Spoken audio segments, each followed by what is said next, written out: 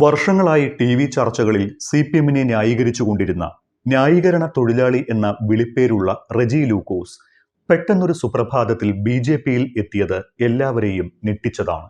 സാധാരണ മനുഷ്യന് മനസ്സിലാകാത്ത യുക്തി പറഞ്ഞ് സി.പി.എമ്മിന് പോലും ദഹിക്കാത്ത ന്യായീകരണങ്ങളാണ് പലപ്പോഴും റെജി ലൂക്കോസ് ഉൾപ്പെടെയുള്ള സി.പി.എം സഹയാത്രികർ ചാനൽ ചർച്ചകളിൽ പറഞ്ഞിരുന്നത്. റെജി ലൂക്കോസ് ബി.ജെ.പിയിൽ എത്തിയതോടെ ചാനൽ ചർച്ചകളിൽ പങ്കെടുക്കുന്ന ഇടത് സഹയാത്രികർക്കും നിരീക്ഷകർക്കും എതിരെ വലിയ പരിഹാസങ്ങളാണ് സോഷ്യൽ മീഡിയയിൽ നടക്കുന്നത്. കൂലിയെഴുത്തുപോലുള്ള പരിപാടിയാണ് ഇതെന്നും ചാനലുകളിൽ നിന്ന് പണം കൈപ്പറ്റിക്കൊണ്ടാണ് ഇടത് നിരീക്ഷകർ എന്ന് പറഞ്ഞ് പലരും അന്ത്യചർച്ചകളിൽ പങ്കെടുക്കുന്നത് എന്നുമാണ് പ്രധാന ആക്ഷേപം. ശരിക്കും ചാനൽ ചർച്ചകളിൽ പങ്കെടുക്കുന്നതിന് ഇത്തരക്കാർക്ക് പണം ലഭിക്കുന്നുണ്ടോ? ഇല്ല എന്നതാണ് സത്യം. അതിന് പിന്നിലെ ചില യാഥാർത്ഥ്യങ്ങൾ പറയാം. കഴിഞ്ഞ 16 വർഷമായുള്ള എൻ്റെ ചാനൽ രംഗത്തെ പരിമിതമായ അറിവ് ഉപയോഗിച്ചാണ് ഇക്കാര്യങ്ങൾ പറയുന്നത്. മിക്കപ്പോഴും ഉച്ചയ്ക്ക് ശേഷമാണ് ചാനലുകൾ വൈകിട്ടത്തെ പ്രൈം ടൈമിലെ ഡിബേറ്റിനുള്ള വിഷയം ഏതാണ് എന്ന് ചൂസ് ചെയ്യുന്നത്. ഇതിന് പ്രധാന കാരണം വലിയ വാർത്തകൾ വന്നാൽ ചർച്ചയുടെ ടോപ്പിക്ക് മാറ്റാതിരിക്കാനാണ് അല്പം വൈകി ഒരു ടോപ്പിക്ക് തിരഞ്ഞെടുക്കുന്നത്. അങ്ങനെ ചർച്ചയ്ക്കുള്ള വിഷയം തിരഞ്ഞെടുത്തു കഴിഞ്ഞാൽ ചാനലുകളിലെ മുതിർന്ന മാധ്യമ പ്രവർത്തകർ കൂടിയിരുന്ന് ആരെയൊക്കെ ചർച്ചയ്ക്ക് വിളിക്കണമെന്ന് തീരുമാനിക്കും. ചിലപ്പോൾ ചർച്ചയുടെ അവതാരകൻ തന്നെ ഗസ്റ്റുകളെ വിളിക്കാറുമുണ്ട്. രാഷ്ട്രീയ വിഷയങ്ങളിലുള്ള ചർച്ചയാണ് എങ്കിൽ അതാത് പാർട്ടി ഓഫീസുകളിൽ വിളിച്ച്, അതായത് ബി.ജെ.പിയുടെയും സി.പി.എമ്മിൻ്റെയും കോൺഗ്രസിൻ്റെയും പാർട്ടി ഓഫീസുകളിൽ വിളിച്ച് ചർച്ചയുടെ വിഷയം ഇതാണ് എന്നും മുതിർന്ന നേതാക്കളെയോ വക്താക്കളെയോ ചർച്ചയ്ക്ക് വിടണമെന്നും ആവശ്യപ്പെടും. പാർട്ടി നിർദ്ദേശിക്കുന്ന നേതാക്കളോ വക്താക്കളോ ആണ് ചാനൽ ചർച്ചകളിൽ പങ്കെടുക്കുന്നത്. ചിലർ പാർട്ടി ഓഫീസുകളിൽ ഇരുന്ന് ലൈവ് ചർച്ചകളിൽ പങ്കെടുക്കുമ്പോൾ മറ്റുള്ളവർ ചാനൽ സ്റ്റുഡിയോകളിൽ നേരിട്ടെത്തി ചർച്ചയുടെ ഭാഗമാകും. ഒരു കാര്യം പ്രത്യേകം പറയാം, ചർച്ചയുടെ ആങ്കർ ആരാണോ അവരുടെ ഇഷ്ടാനുസരണമല്ല സി.പി.എമ്മിൽ നിന്നോ ബി.ജെ.പിയിൽ നിന്നോ കോൺഗ്രസിൽ നിന്നോ ഉള്ള നേതാക്കൾ ചർച്ചയിലേക്ക് ഗസ്റ്റായി വരുന്നത്. ഞാനിപ്പോഴും ദൂരദർശനിലെ ചർച്ചയുടെ അവതാരകനാണ്. എനിക്ക് ഏത് പാർട്ടിയോടും അങ്ങോട്ട് ആവശ്യപ്പെടാൻ കഴിയില്ല ആ നേതാവിനെ ഒന്ന് ചർച്ചയ്ക്ക് വിടണേ എന്ന്. അത് പൂർണ്ണമായും ആ പാർട്ടിയുടെ തീരുമാനമായിരിക്കും.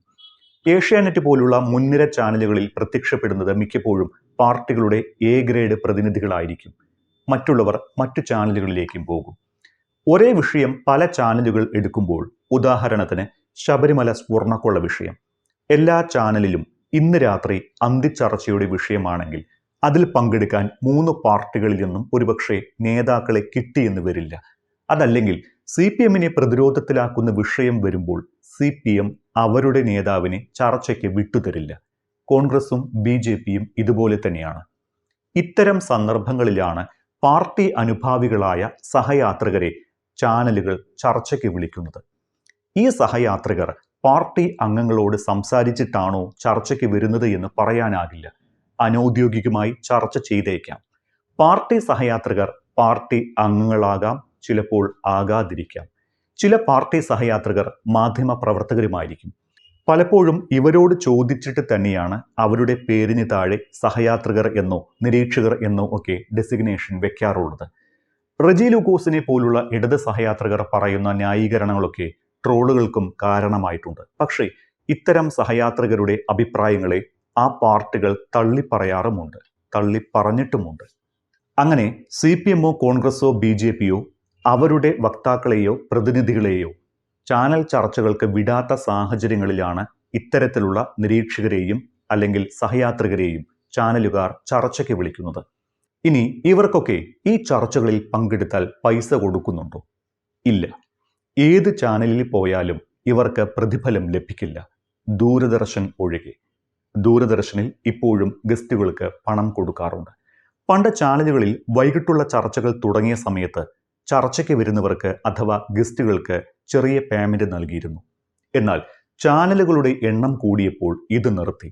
ഇപ്പോൾ ദൂരദർശൻ അല്ലാതെ കേരളത്തിൽ മറ്റൊരു ചാനലും വൈകിട്ട് നടക്കുന്ന ചർച്ചകൾക്ക് വരുന്ന അതിഥികൾക്ക് പണം നൽകുന്നില്ല.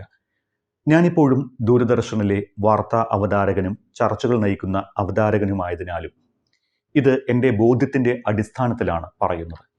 ചർച്ചയ്ക്ക് വരുന്ന എല്ലാ അതിഥികൾക്കും ഒരു മാസം എത്ര ചർച്ചയിൽ പങ്കെടുത്തിട്ടുണ്ടോ അതിനുള്ള പണം തൊട്ടടുത്ത മാസം കൃത്യമായി ദൂരദർശൻ അവർക്ക് നൽകാറുണ്ട്. തുക ഞാൻ ഇവിടെ പറയുന്നില്ല. മറ്റു ചാനലുകളിൽ ഗസ്റ്റുകൾ അല്ലെങ്കിൽ പാർട്ടി പ്രതിനിധികൾ, പാർട്ടി സഹയാത്രികർ, പാർട്ടി അനുഭാവികൾ അല്ലെങ്കിൽ സെലിബ്രിറ്റികൾ ആരുമാകട്ടെ, ഇവർക്കാർക്കും പണം നൽകില്ല. അതേസമയം ചാനലുകളുടെ പ്രത്യേക പരിപാടികളിൽ പലപ്പോഴും നേരത്തെ പറഞ്ഞുറപ്പിച്ച് വലിയ ഫ്ലോറുകളിൽ ഷൂട്ട് ചെയ്യുന്ന സ്പെഷ്യൽ ഷോ ഉണ്ട്, അല്ലെങ്കിൽ സ്പെഷ്യൽ പ്രോഗ്രാമുകളുണ്ട്. ഇതിൽ പങ്കെടുക്കുന്നവർക്ക് പറഞ്ഞുറപ്പിച്ച പ്രതിഫലം നൽകും. ദേശീയ ചാനലുകളിൽ, ഇംഗ്ലീഷ് ചാനലുകളിലും ഹിന്ദി ചാനലുകളിലും പണം നൽകുന്നുണ്ട്. ചാനൽ ചർച്ചകൾ തുടങ്ങുന്ന കാലത്ത് 20 മിനിറ്റിന് 2000 രൂപയൊക്കെയാണ് നൽകിയിരുന്നത്. ടൈംസ് നോ അത് 2500 ആക്കി ഉയർത്തിയിരുന്നു. ഇപ്പോൾ പല ദേശീയ ചാനലുകളും പല റേറ്റാണ് തീരുമാനിച്ചിട്ടുള്ളത്. അതിനാൽ ഗസ്റ്റുകൾ കൂടുതൽ പണം നൽകുന്ന ചാനലുകളിലേക്ക് പോകാൻ താല്പര്യപ്പെടും. കേരളത്തിൽ നിന്നുള്ള ചില ഗസ്റ്റുകളും ഇങ്ങനെ ദേശീയ ചാനലുകളിൽ ചർച്ചയ്ക്ക് എത്താറുമുണ്ട്. കേരളത്തിലേക്ക് തിരിച്ചു വന്നാൽ ചാനൽ ചർച്ചകളിൽ പങ്കെടുക്കുന്നവർ അവരുടെ ഭാഗം വിശദീകരിക്കാനും ന്യായീകരിക്കാനും എത്തുന്നവരാണ്.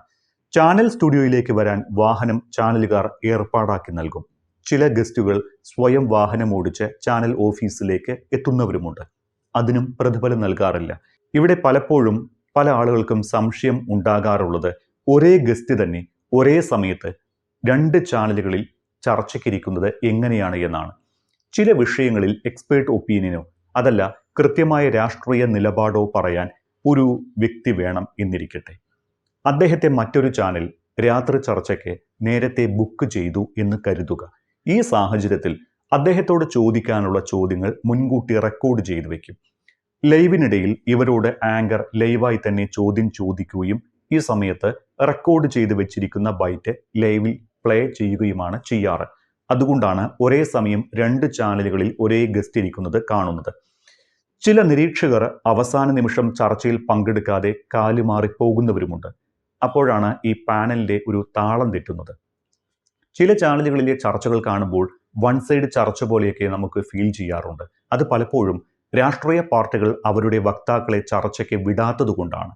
എല്ലാ ചർച്ചയ്ക്കും ഈ ചാനലുകൾ അവരുടെ ഏത് പാർട്ടിയാണോ, CPM ആണെങ്കിലും കോൺഗ്രസ് ആണെങ്കിലും BJP ആണെങ്കിലും അവരുടെ സ്റ്റേറ്റ് കമ്മിറ്റി ഓഫീസിൽ വിളിക്കാറുണ്ട്. ചർച്ചയുടെ വിഷയം പറയാറുണ്ട്. അവരുടെ വക്താക്കളെ ചർച്ചയ്ക്ക് വിടണമെന്ന് അഭ്യർത്ഥിക്കുകയും ചെയ്യാറുണ്ട്. പക്ഷേ ചില ടോപ്പിക്കുകൾ അവർക്ക് എതിരാണ് എങ്കിൽ പലപ്പോഴും അവരുടെ പ്രതിനിധികളെ ചർച്ചയ്ക്ക് അയക്കാറില്ല. ഇത്തരം സന്ദർഭങ്ങളിലാണ് ചർച്ച വൺ സൈഡായി പോയി എന്ന ഒരു തോന്നൽ പ്രേക്ഷകർക്ക് ഉണ്ടാകുന്നത്. പല ചാനലുകളും റേറ്റിംഗ് കൂട്ടാനായി തർക്കം സൃഷ്ടിക്കാറുണ്ട് എന്നതും ഒരു യാഥാർത്ഥ്യമാണ്. ചില സന്ദർഭങ്ങളിൽ അവതാരകന് ഇത് ബോധപൂർവം ചെയ്യാറുമുണ്ട്. പക്ഷേ ദൂരദർശനിൽ അങ്ങനെയൊരു തമ്മിൽ തല്ലിക്കൽ ഏർപ്പാടില്ല. വളരെ മാന്യമായാണ് ചർച്ച കൊണ്ടുപോകാറുള്ളത്. പക്ഷേ ചില വാഗ്വാദങ്ങൾ ഗസ്റ്റുകൾ തമ്മിൽ ഉണ്ടാകാറുണ്ട്. ആങ്കർ ഒരു ഘട്ടത്തിലും ദൂരദർശനിൽ ഗസ്റ്റുകളെ പ്രകോപിപ്പിക്കാറില്ല. അതാണ് ദൂരദർശന്റെ ഒരു നിലപാട്. എൻ്റെ ചർച്ചകളിലും കൃത്യമായി ഒരു മോണിറ്ററുടെ റോളാണ് എടുക്കാറുള്ളത്. ഈ ഒരു വീഡിയോ കാണുന്ന പ്രേക്ഷകരും ദൂരദർശൻ വാർത്തകളും ചർച്ചകളും കാണണം. യാഥാർത്ഥ്യം മാത്രമേ അവിടെ പറയാറുള്ളൂ. ചർച്ചയിലാണ് എങ്കിൽ അതിൽ പങ്കെടുക്കുന്ന ഗസ്റ്റുകൾക്ക് അവർക്ക് പറയാനുള്ളത് പൂർണ്ണമായും പറയാനുള്ള സമയവും അനുവദിക്കും. ഇതാണ് ദൂരദർശനെ കുറിച്ച് പറയാനുള്ളത്. ഇനി സെലിബ്രിറ്റി ഇന്റർവ്യൂകളുടെ കാര്യം ഒന്ന് നോക്കാം. സിനിമ, സ്പോർട്സ് താരങ്ങളാണ് പൊതുവെ സെലിബ്രിറ്റി ഇന്റർവ്യൂവിന് വരുന്നത്. മിക്കവാറും ഓണം, ക്രിസ്മസ് തുടങ്ങിയ ആഘോഷങ്ങൾ അടുത്തു വരുമ്പോഴാണ് ഇത്തരം സിനിമ ഇന്റർവ്യൂകൾ ചാനലുകളിൽ കൂടുതലായും വരുന്നത്. സെലിബ്രിറ്റികളുടെ പേഴ്സണൽ അസിസ്റ്റന്റുമാരെ വിളിച്ചാണ് ചാനൽ പ്രതിനിധികൾ ഇന്റർവ്യൂ ഉറപ്പിക്കുന്നത്. സെലിബ്രിറ്റികൾക്ക് സൗകര്യമുള്ള സ്ഥലത്ത് 2-3 ക്യാമറകൾ ഉപയോഗിച്ചാണ് ഇന്റർവ്യൂ ചെയ്യുന്നത്. ക്യാമറകൾ എത്തിക്കുന്ന ചെലവ്, ഹോട്ടലിലാണ് ഇന്റർവ്യൂ എങ്കിൽ അതിൻ്റെ വാടക എന്നിവയൊക്കെ ചാനലുകളാണ് വഹിക്കുന്നത്. അവിടെയും സെലിബ്രിറ്റിക്ക് മിക്കപ്പോഴും പണം നൽകാറില്ല. മിക്കവാറും ഒരു സെലിബ്രിറ്റി ഇന്റർവ്യൂവിന് പ്രത്യക്ഷപ്പെടുന്നത് ആ താരങ്ങൾ അഭിനയിച്ച പുതിയ സിനിമയുടെ റിലീസിനോട് അനുബന്ധിച്ചായിരിക്കും. ആ സമയത്ത് സിനിമയുടെ PRO ചാനലുകളിലെ വിനോദ വിഭാഗം അഥവാ എന്റർടൈൻമെന്റ് ഡെസ്കിലെ പ്രതിനിധിയെ വിളിച്ച് ഇന്റർവ്യൂവിന് സന്നദ്ധത അറിയിക്കാറുമുണ്ട്. സമയവും സ്ഥലവും ഉറപ്പിച്ച് അങ്ങോട്ടേക്ക് ക്യാമറയുമായി പോകും. ഇവിടെയും പേയ്മെന്റ് കൊടുക്കാറില്ല. ചില സെലിബ്രിറ്റികൾ ചാനൽ സ്റ്റുഡിയോകളിലേക്ക് നേരിട്ട് വരാറുമുണ്ട്. അവരെ അവിടെ എത്തിക്കാൻ ചിലപ്പോൾ വാഹനം തയ്യാറാക്കണമെന്ന് മാത്രം. സ്പോർട്സ് താരങ്ങളാണ് എങ്കിൽ പലപ്പോഴും സ്റ്റേഡിയങ്ങളിലോ അല്ലെങ്കിൽ താരങ്ങളുടെ വീടുകളിലോ ആകും ഷൂട്ടിംഗ് നടക്കുക. ആ സഞ്ചാരത്തിനുള്ള ചെലവല്ലാതെ പണം അവിടെയും നൽകാറില്ല. ചാനൽ ചർച്ചകൾ തുടങ്ങിയ കാലം മുതലുള്ള ആരോപണമാണ് പാർട്ടിയെ ന്യായീകരിക്കുന്നവർ ചർച്ചയ്ക്ക് ശേഷം ചാനലുകളിൽ നിന്ന് പണം വാങ്ങുമെന്ന്. ആദ്യകാലങ്ങളിൽ അങ്ങനെയായിരുന്നുവെങ്കിലും ഇന്ന് അങ്ങനെയല്ല സ്ഥിതി എന്ന് പ്രേക്ഷകർ മനസ്സിലാക്കണം. നേരത്തെ പറഞ്ഞതുപോലെ ദൂരദർശൻ മാത്രമാണ് പ്രതിഫലം നൽകുന്നത്. അതുപോലെ ചാനലുകളുമായി കരാറുള്ള വ്യക്തികൾ, ചില വാരാന്ത്യ പരിപാടികൾ അവതരിപ്പിക്കുന്നവർ അവർക്ക് പറഞ്ഞുറപ്പിച്ച പണം നൽകുകയും വേണം.